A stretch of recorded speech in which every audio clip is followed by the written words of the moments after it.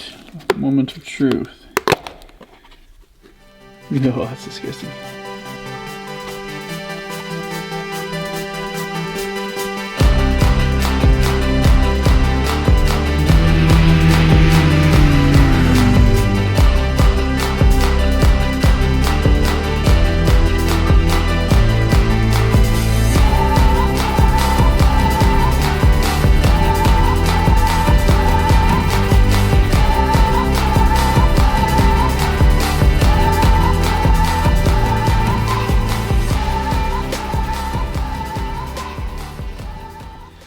So, just cleaning up the trunk area on the NSU. I'm going to take the gas tank out to reach the floor better here. There's only one 11mm bolt holding that together. And it just comes right out. It's tiny. It's quite nice shape, really. You can see some new fuel line, and there's actually a junction attached to old fuel line. But I have a feeling it wasn't running really too long ago. Check out how dry that is. It's crazy. It's definitely dirty, but... So the master cylinder has definitely seen some better days, but everything else is in decent shape. I'm going to replace the fuel lines.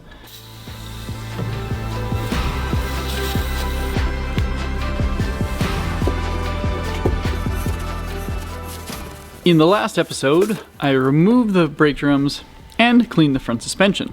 Now it's time to dig into the brakes.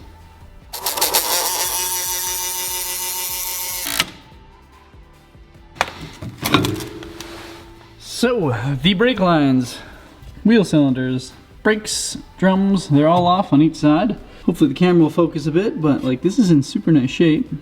The brake lines, however, I ended up breaking this one and then just cutting the other side. They're still steel brake lines. This would be all original to the car. I'm going to replace the corner ones. Yeah, I just don't trust that. They're rusty on the outside. They probably would hold just fine, but yeah, new brake lines it is. And on the front as well, I just detached the rubber. The rubber is actually in amazing shape still. But we have still, again, another rusty steel brake line. So that's going to be replaced. So there's actually one brake line that I'm not going to replace. So we have our little junction here where the master cylinder is. This one goes to the rear of the car, and it's actually in quite nice shape because it goes under here and then like through the car. There's like a tube, basically like the Porsche 911 tube that goes all the way through, and that one is still good. So I'm going to leave that, replace the other ones. I'm hoping I can save one of these. They look bad on the outside, but there's brake fluid inside, so maybe they're not too bad. This one has a good cap. This one's cap's kind of cracked. This one has a good little brake sensor. That one's cracked, but this one actually might be better inside. We'll see.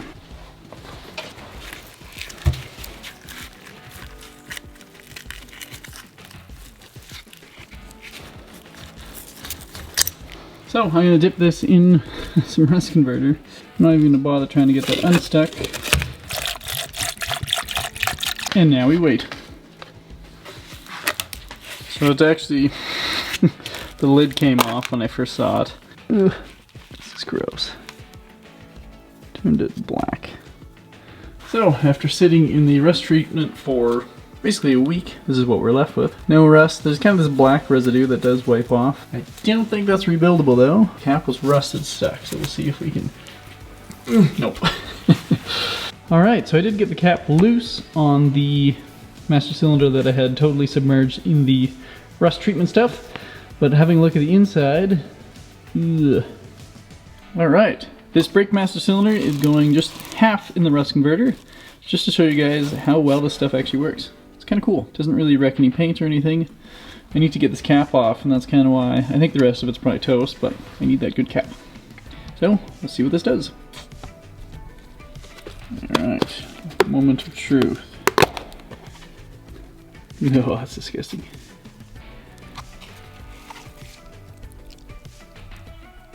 Check that out. That rust stuff works amazing. Doesn't even make sense. So I was in there basically a week, I guess. Yeah, crazy. Alright, parts have arrived. The new exhaust is tiny, and yes, that is the entire exhaust. Pretty sweet. Bushing, shocks, brake stuff, some gaskets and door seals. One thing I was waiting for was this guy. This is my brake master cylinder. It's actually a nice piece.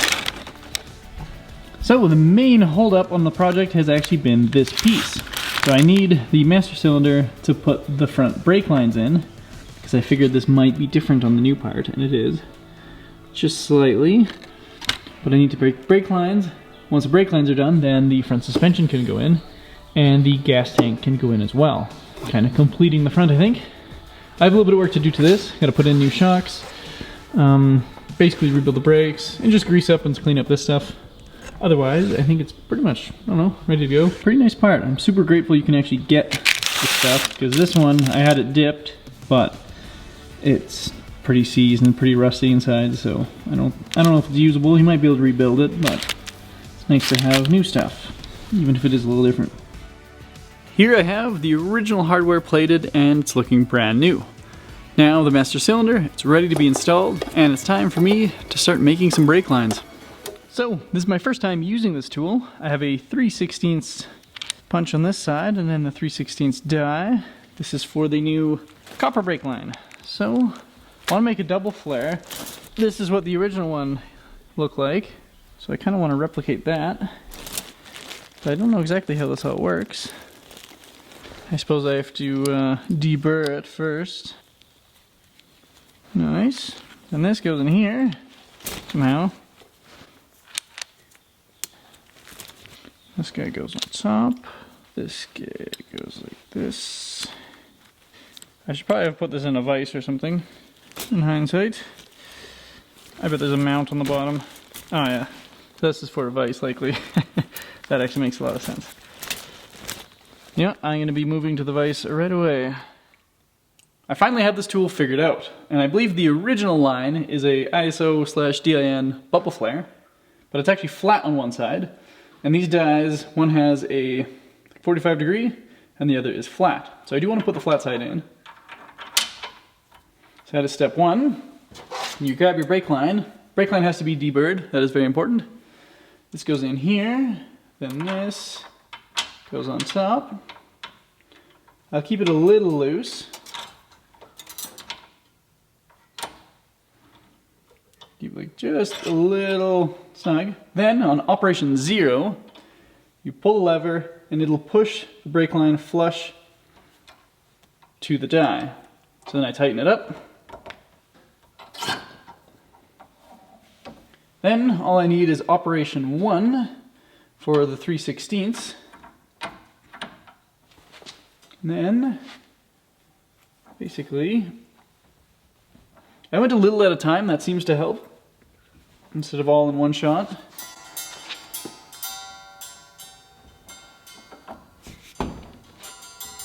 Okay, and that's at the end. Then loosen this off. And there we have it.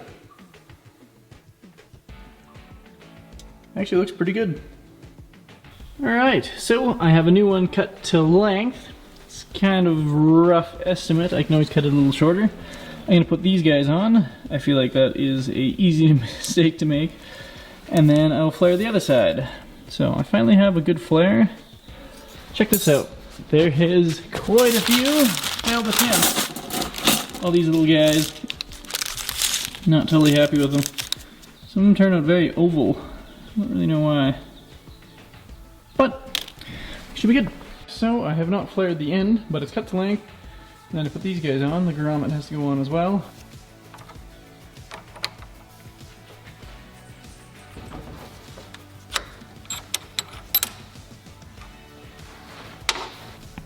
Nice. With the flares done and the hardware back on the line, it is time to bend it. I don't know how to officially bend brake lines. This is how I do it anyway.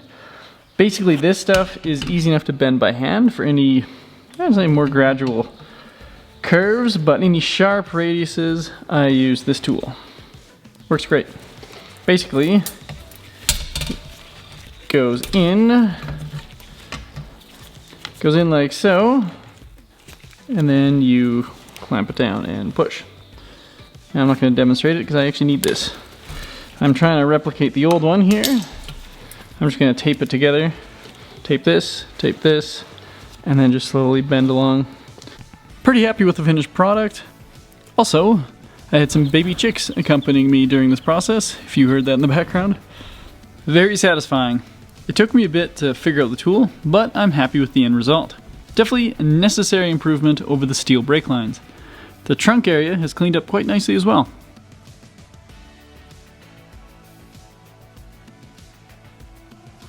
It's now time to install the wheel cylinders and pads.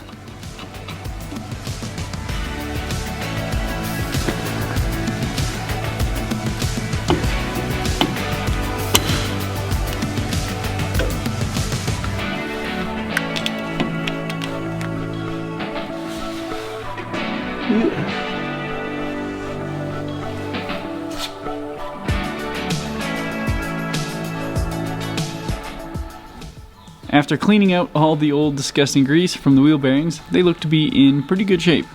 I'll re-grease them, and then, since they're conical, I can tighten them up if there's any play.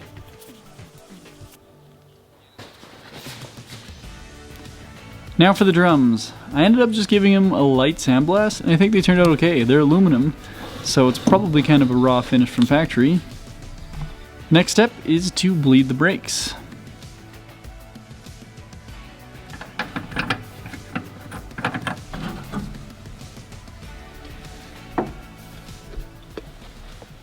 So, for the brake fluid on this car, I'm going to be doing something a little bit different, kind of experimenting.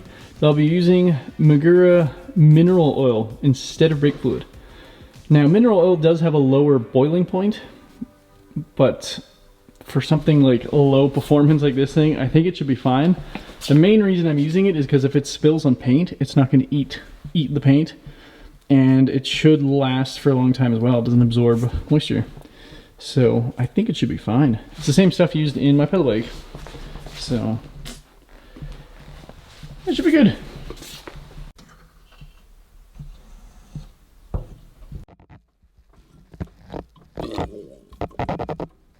Nice. With the wheels on and the brakes bled, I'm going to lower the car and start on the motor. Now it is time to start getting it running. Stay tuned.